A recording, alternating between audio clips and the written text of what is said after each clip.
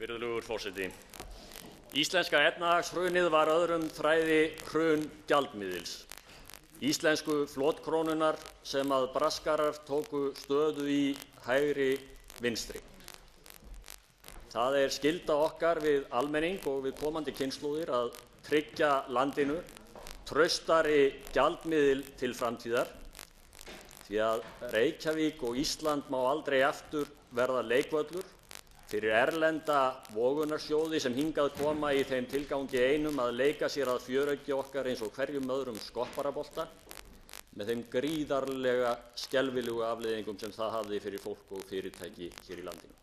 Það er þess vegna fagnaðarefni að hafa fengið ítarlega skýrslu Seðlabanka Íslands sem að dregur það fram, svo ekki verður villst, að við Íslendingar eigum tvo raunhæfa valkosti í þessum efnum, íslensku haftakrónuna eða aðild að evrópska myntsamstarfinu og evrunni.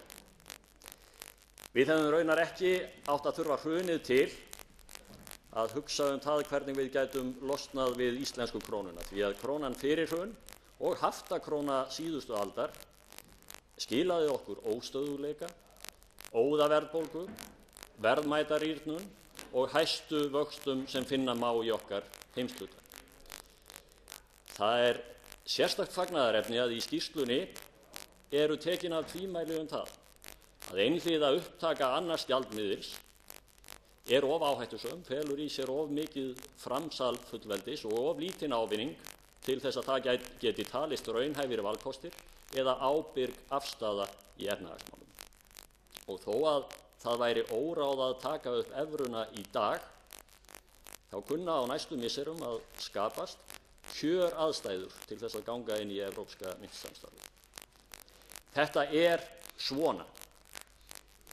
Takist að leysa úr skuldavanda Suður-Evrópu er evran líklegust til að hjálpa okkur Íslendingum við að losna úr höftum, við að draga úr sveiflum, við að lækka verðbólgu, við að lækka vexti, við að auka útflutningstekjur, við að draga úr viðskiptakostnaði, auka erlenda fjárfestingu og samkeppnishæfni, og það er algjört ábyrgðarleysi að vilja hætta viðræðum þau brýnu hagsmunamál Íslendinga við Evrópusambandið áður en lyktir eru fengnar í þær viðræður.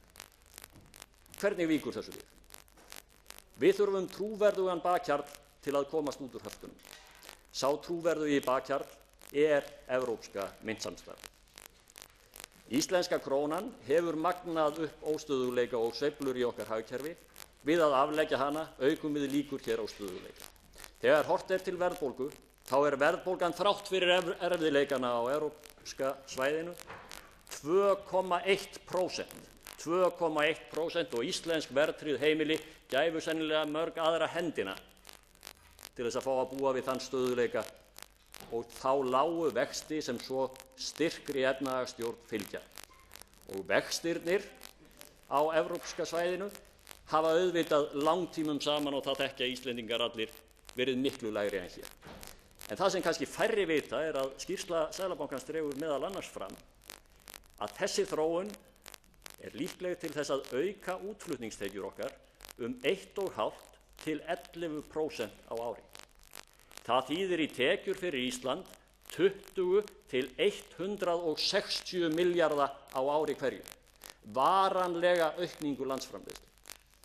Á sama tíma getur hún dregið úr viðskiptakostnaði okkar 5 til 15 milljarða á ári, fyrir utan að við þurfum þá ekki lengur að bera þann gríðarlega kostnað sem fylgir því að fjármagna þann stóra gjaldeyrisvarasjóð sem við höfum haft.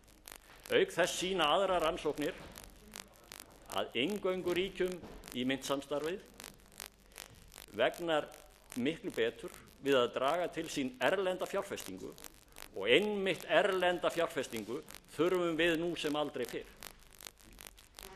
Ágætu alþingismenn, spurningin er ekki hvort að við hættum að nota íslensku krónuna.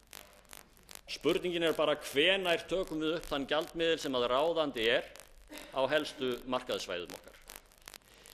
Tíminn kynni að vera á næstu misserum.